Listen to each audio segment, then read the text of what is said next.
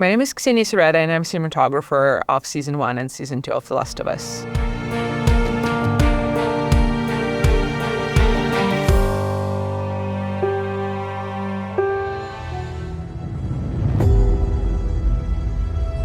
You okay? Yeah.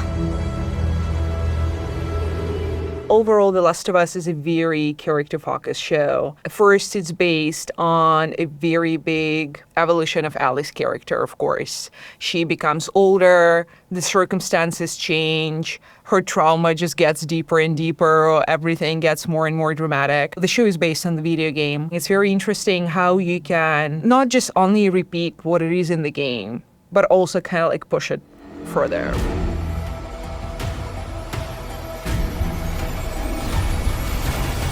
We preserved a lot of things from Season 1, keeping it very grounded, a handheld camera movement to keep this trustworthy vibe through the whole show, but also it gives a lot of flexibility working for action scenes. Overall, I really like handheld camera for the energy of the camera can change together with the storytelling.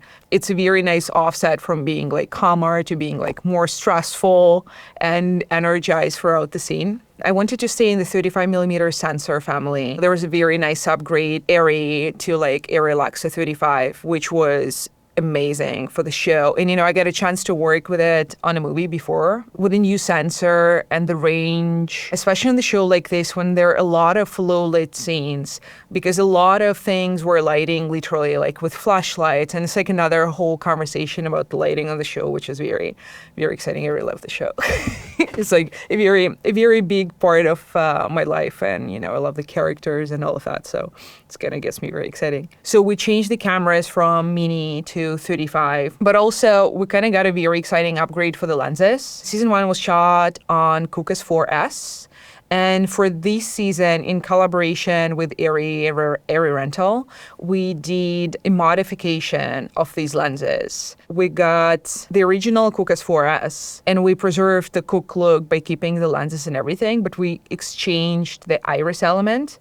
So now the amount of blades inside of the iris is much higher. So you don't get this octo shape of the bokeh, which is such an iconic thing, to the Cook lenses, which have smaller amount of iris blades in the iris element. Some of the lenses became faster as a result of that, because you when you go wide open, because your shape is more perfect circle, it opens up the iris on the side. So some of the lenses naturally became faster. Outside of that, it just gave us so many beautiful things for the close-ups. The fallout became even more smooth and softer on the flames, on the edges of the flames. Now you get this very soft glow when you work wide open. Because a lot of times, on set we use not real flames because we're trying to be very safe, as we should be. Season 1 was a bit more like a road movie. Every episode ends up in the new part of the United States, and they have this very big Ellie Joel adventure. And here we kind of settled down in Seattle. And for Seattle, we wanted a bit cooler, a bit greener, feel a bit more of this, Pacific Northwest environment with more wet down and humid. All of those elements for sure were driving slightly new color shift for this season. And of course, we still preserve this very nice warm tone overall.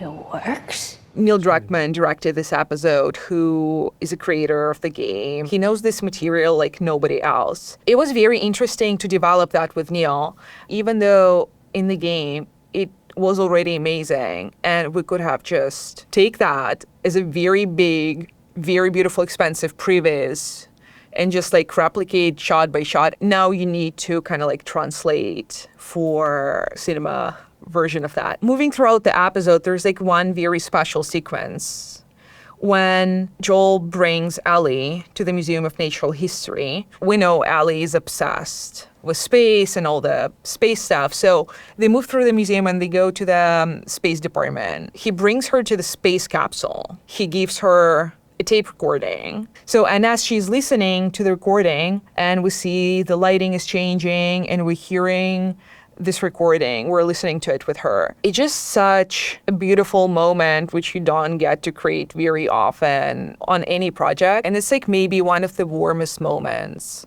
in the whole season. In the game, it's pretty much a frontal close-up of Ellie being in the space capsule in the helmet, and we're experiencing the lighting change, which you'd think not that complicated. But when you think about how many elements are involved into creating, first, of course, we had like this amazing reference from the game, which we pretty much took as the base for all the rehearsals and developing the design of the shot. We had a 3D model of the space capsule, and from there, our department created a 3D take-apart model for us. And after that, they printed it on a 3D printer. So for our blocking, we could figure out like what pieces would be nice for us to make wild. It was like a pretty cool, like toy-like thing we could carry with us, and like anytime we want to talk about that, it was pretty amazing. The capsule is very small, so you need to be mindful of like what do you want to make wild for the coverage we have in the beginning of the scene.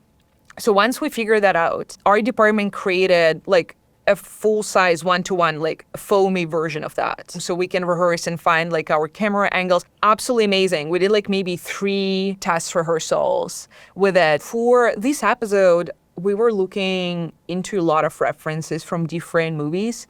Features like First Man. It has such an impressive launch sequence. Underneath the space capsule, we had hydraulics installed, and everything would be kind of like synchronized and choreographed all together to recreate the sequence and the feeling as if the spaceship is going to space. What was awesome that Neil was open to looking into different options and seeing maybe something else will work better. At a certain moment, we were looking at this profile shot and kind of was giving a next level of kind of like realism. Again, I'm saying this word realism, and it's very funny for this pretty much very magical sequence. But it was giving us these very beautiful flares in the background, and they ended up using it 2 times in the editing. Once for, in the middle of the sequence, and the second time in the end of the sequence, because it works so well. Overall, the sequence had 3 layers. The first layer was the lighting.